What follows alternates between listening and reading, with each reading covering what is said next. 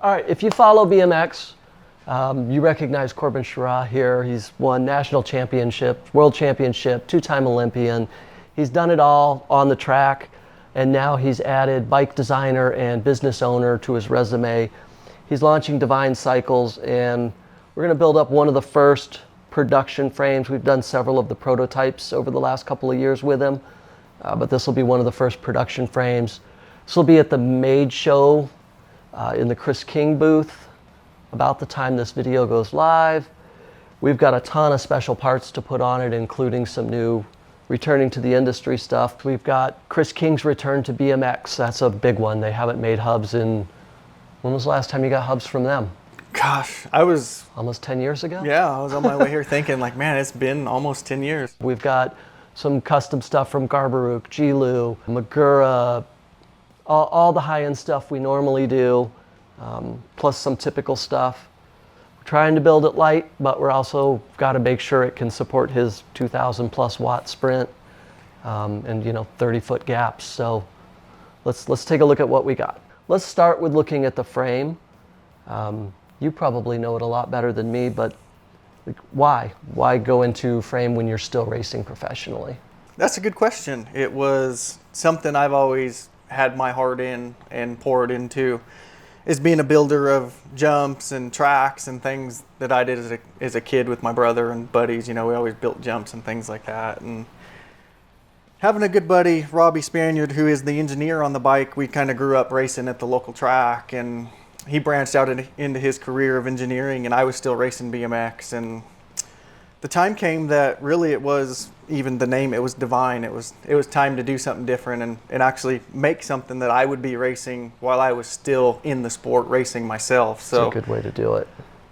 Yeah, it was something that we were like, hey, I'm still doing pretty well in the sport, and it would be cool to be a bit of the ambassador and the designer and owner. Really, not many people. So you're doing the design based on your history and your needs, but Robbie's doing the engineering and... Yeah, exactly. Kind of running the FEAs, doing the engineering on all the machine parts and things, thicknesses, stuff that is a little above my pay grade, but stuff that he has a hand in, and he went to school and knows a lot about that stuff. So nice. You guys are doing really nice hydroformed tube. I really like that one. And you've got a fairly unique yoke down there in the chain stays.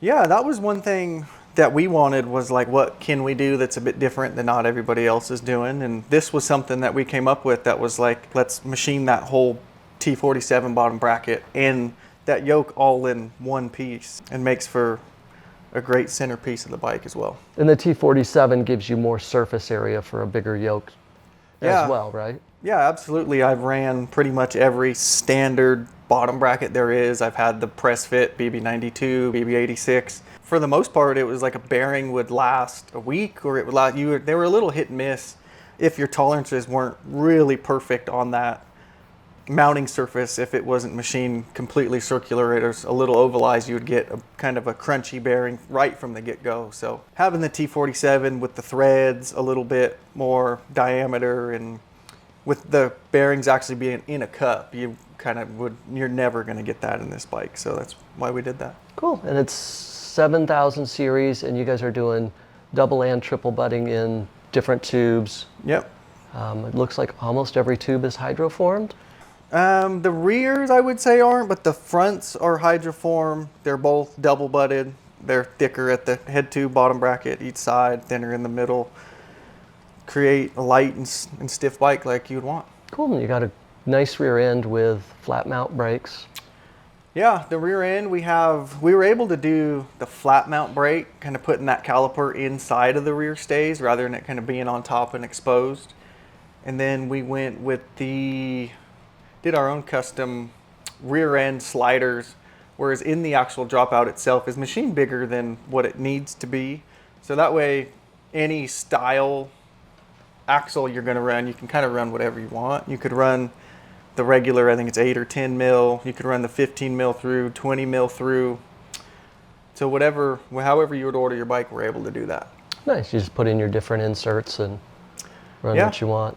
And you've got flat mount positioning adjustability as a slide. Yeah, yeah, the slider's actually got some adjustability here rather than it being stuck, you know. So if Which you're is sliding nice. that wheel back and forth, you can still slide that caliper and Yeah, have get some your chain adjustability tension there. right. You're doing a 27.2 post and a tapered 1.5" head tube. Yep, yeah, 1.125", 1.5", 45 on the front. We're doing a triple XL frame today. Weight-wise, this one came in at 1862 with all the adjusters. We did just put it on the scale, and that'll be on the screen here. But when it comes to complete weight, so when you're at a World Cup event, the other people in the gate around you, 18, 19 pounds for their bikes?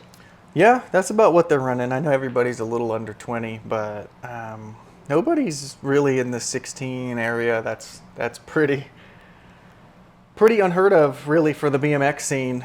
Cool. And I think it'll we'll be get cool there. to see what this one gets to. Yeah, I think we'll get there. We've got a lot of special stuff to put on it.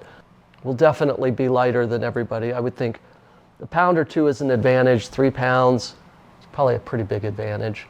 I know this is a 3XL. You're offering down to mini, micro, juniors. Micro, I actually just built both of my sons. I did 2 different special bikes for them. I think one was like a 17.5 front end, and one was 17 3/4. So that would be So down in the micros and the minis. Yeah. You guys are building them here in Arizona. They're running, what, $1,900 for a stock frame? Well, not stock frame, they're all custom, but Yeah, without custom geometry. Yeah, exactly. Somewhere around there, which puts it kind of right in the range with other top tier frames.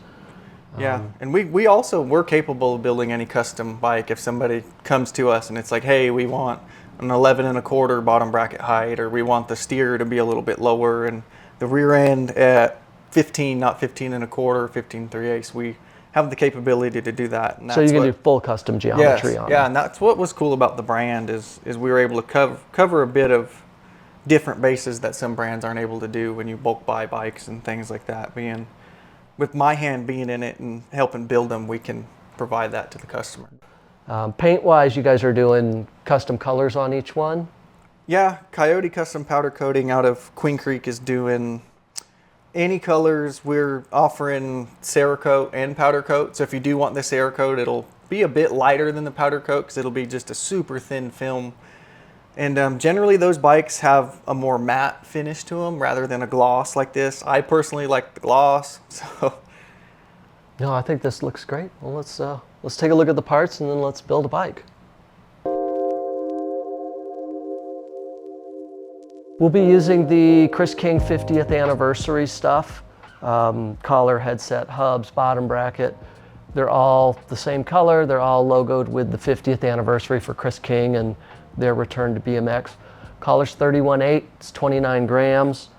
Headset is a drop set, and then drop set 2, thank you. And then the fork is the box fork. The fork came in at 645 grams. And this is the box X6. It is something new in the last year they did. They put a titanium steer on them rather than just the aluminum like the X5 has. And this is what's been on my rig since the beginning of last year when they came out with this fork, and it's been performing great. It's light, it's stiff, and love it. It's a nice fork, but I'm not looking forward to cutting the steer. We'll be using the box 1 stem. This came in at 258 grams. Steel bolts, it is blue. We kind of wanted black, but they were out of black. What are you using size-wise? Size-wise, for the length of the stem, I'm running a 53 mil. Tried the 60, but I always was kind of a 50, 53 guy. So having it right in the middle of not being too short, not too long, just kind of 1 1/8, 31/8, and 31/8 to mate up to the titanium bar. That came in at 628 grams.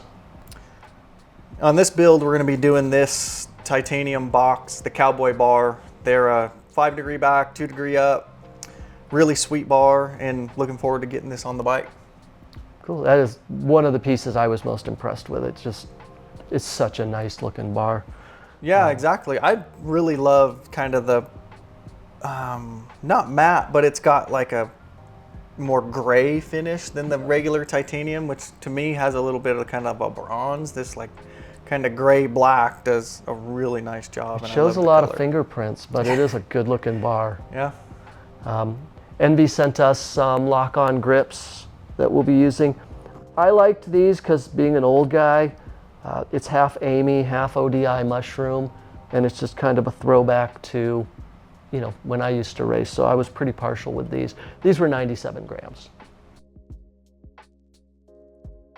And we're going to be using the 50th anniversary Chris King T47X bottom bracket with the Dub fit kit. And they actually carry a bunch of different fit kits. If you're running 24 mil, they make the 24 mil fit kit. And this is what we're going to be doing. I love the external. And that was kind of a piece on our bike as well that you could kind of get a little blingy with as well with your parts, is you can actually see the shell of it rather than it being that thin. If you run the internal pressed right up against the frame, which you really can't see the color of that, and these really do pop a bit when you're running the external one, and I love that about this bottom bracket. Nice. And that was 122 grams, right? Yeah.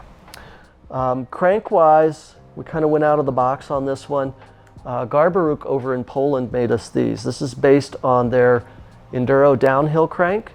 It's two-piece hollow aluminum bonded, then actually bolted on this version. And then they did a shorter spindle for us because the mountain spindle obviously would be too long. So this is based on the 68 millimeter gravel spindle. This came in at 475 grams. This is overbuilt for someone like me, not for someone like him. If it were me, I could also consider the XC arm versus the downhill arm. This would save about 80 grams. So this looks great. It does come in a range of crank arm lengths. The XC comes in some even shorter lengths down to 160, 155-ish, I think. So great for smaller riders. But this should work really well for someone who puts out a ton of power. For the chainring, we are doing the Garbaruk. It's a direct mount. It's a 46T. It came in at 90 grams. It's narrow wide because we weren't sure if we were going to run a tensioner or just do a direct mount tension. We're doing direct mount tension, but we have the option to go either way with this ring. You got some pedals? Yeah, we'll be running the HT T2. These are the SX specific version for BMX Supercross is what they were designed for. They provide a little bit more tension as far as being clipped in rather than like the downhills. They got a little tab here that keeps the tension a little tighter on the cleats as for the crazy power most BMX people put out. So that's what these were made for, and they come in at 372. You've been running those for a while. Yeah, I've been running these pretty much since day one. Nice. And then we'll be mounting that all together with YBN titanium chain. This one came in at 211 grams uncut. It is not a full tie chain, it is actually a steel chain, hollow pins and plates, but the rollers themselves are titanium, so it saves another 10, 15 grams.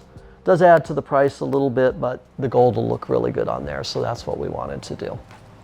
For the brake, we are doing a Magura MT8. It's a flat mount. We did a few little changes on this. We did some custom decals to match. The natural Magura ones are fluorescent. Magura was nice enough to send us a blue piston seal, which looks really good in there. And then we added the blue banjo to it as well, just for a highlight. We'll be mounting it with some M5 titanium bolts.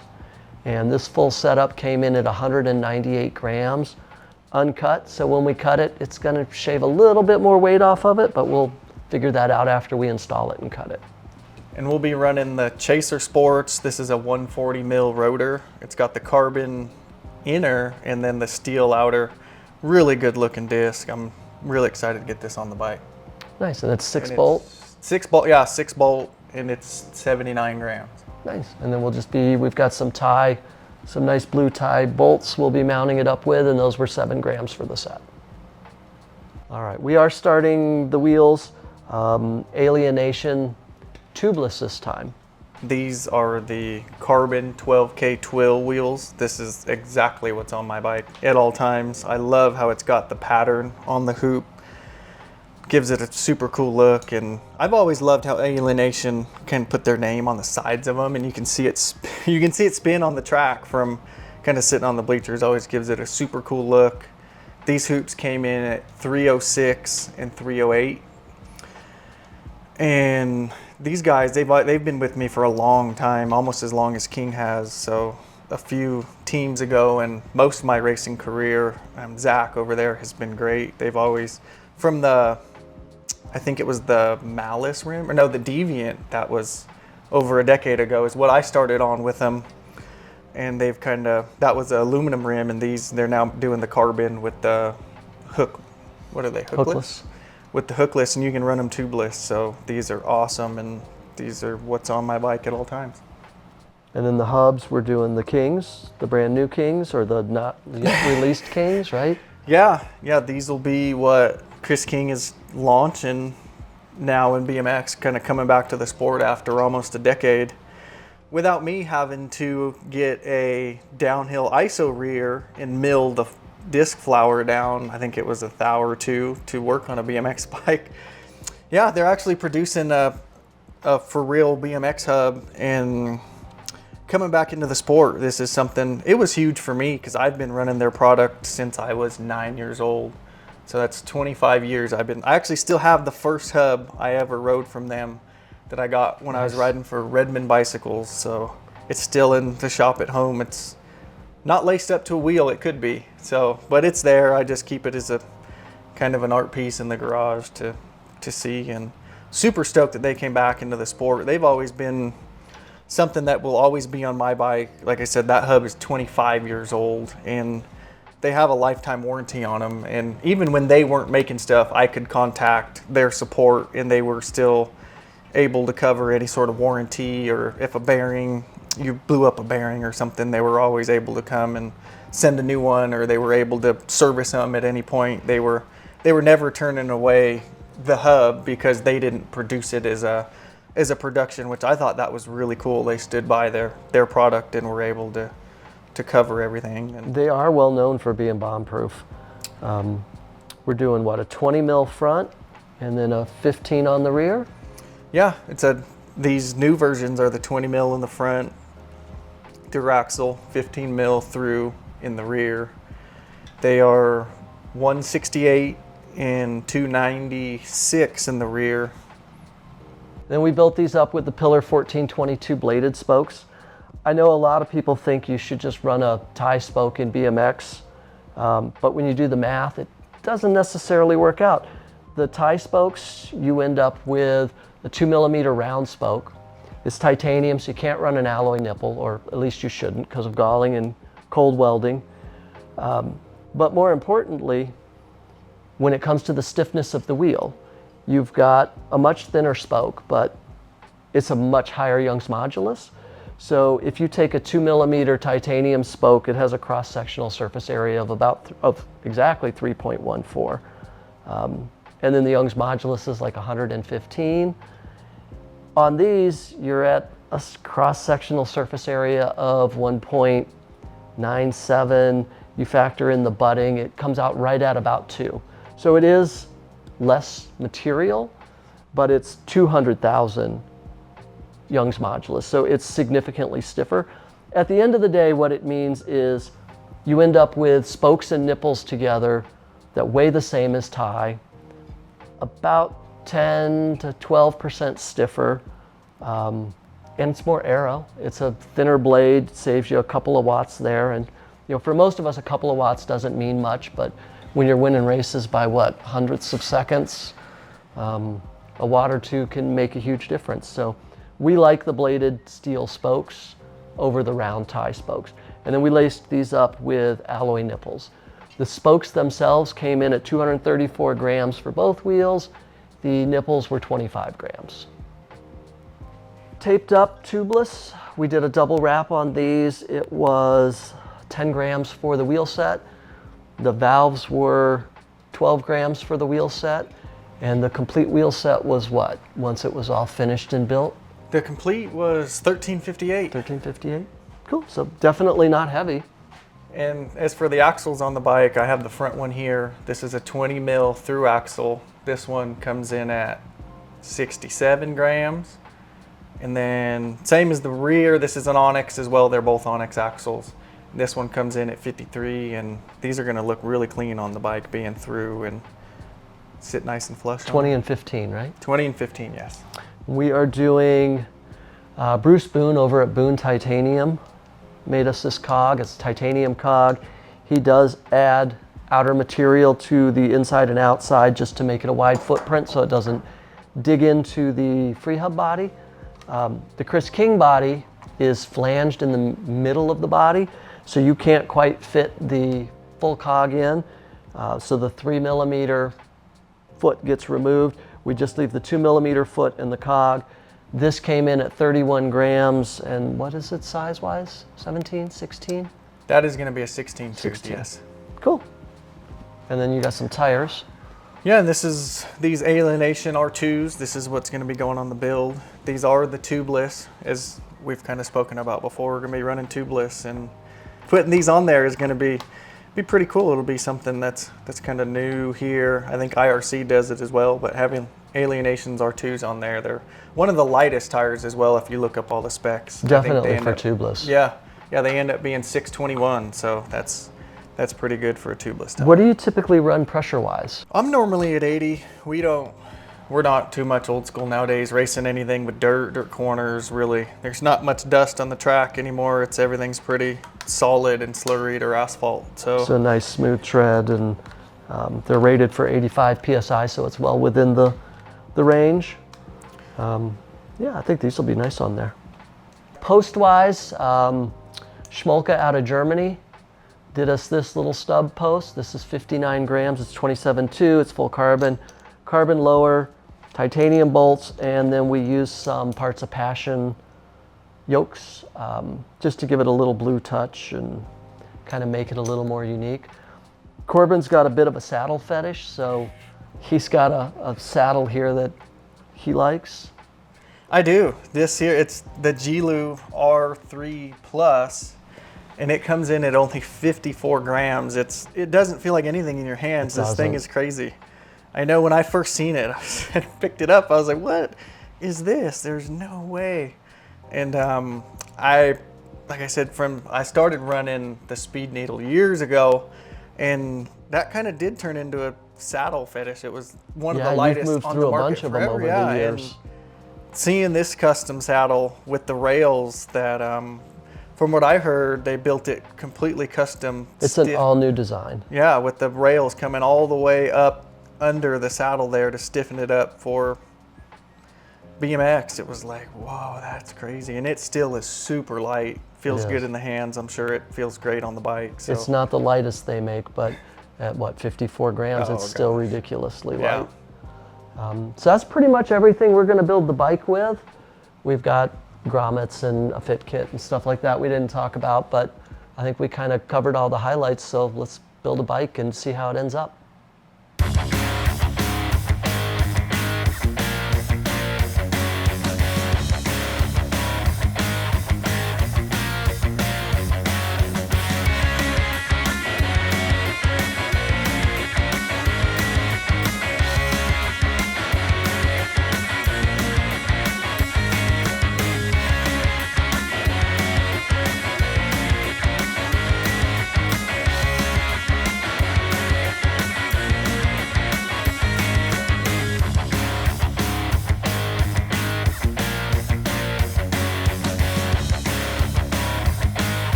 All right, so we finished up the build.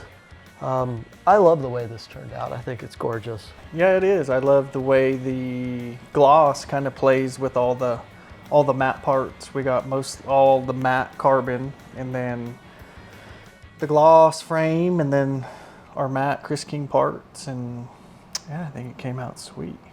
Well, let's see where we end up. It's got to be lighter than 18.5. I would think so.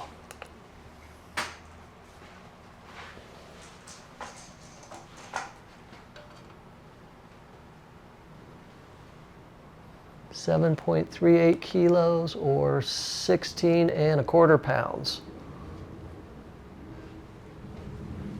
Obviously, with Corben as the rider, we weren't trying to do the lightest, and we've already done the lightest. You can find that video somewhere on our channel. We did get a lot of cool stuff. The King returning to BMX, the Boone Cog, the Garber cranks. There's so much stuff on here I like. Yeah, there absolutely is. And this is one thing we all, like Jason said, he did the lightest BMX bike there is. And this one was something that we built that it's exactly what I would take to the racetrack and get on. There's nothing that, like a foam grip or something like that, that's just super light that you're going to use to get the lightest bike in the world. This is user friendly and something that I would literally get on and go to the racetrack and rip. So, and you'll still be 2 pounds lighter than everyone around you. Yeah, absolutely. At 16 and some change, it's one of the lightest ones, and I'm sure it's super comfortable and pretty fast. Cool to see it running tubeless. Was interesting. Alien Nation does the Presta valve hole and then also does a Schrader valve hole if you want to run Schrader valve tubes. Yeah, you can really do either or, and that was something I know some customers and myself liked, was like, oh, we could, or even if you ended up in a bind, like, hey, I need a tube, and somebody had like a Schrader, you could just patch over that Presta one you were running, and you could run the other one, and in a pinch if you needed to. So I always like that about those hoops. I did do the math on this.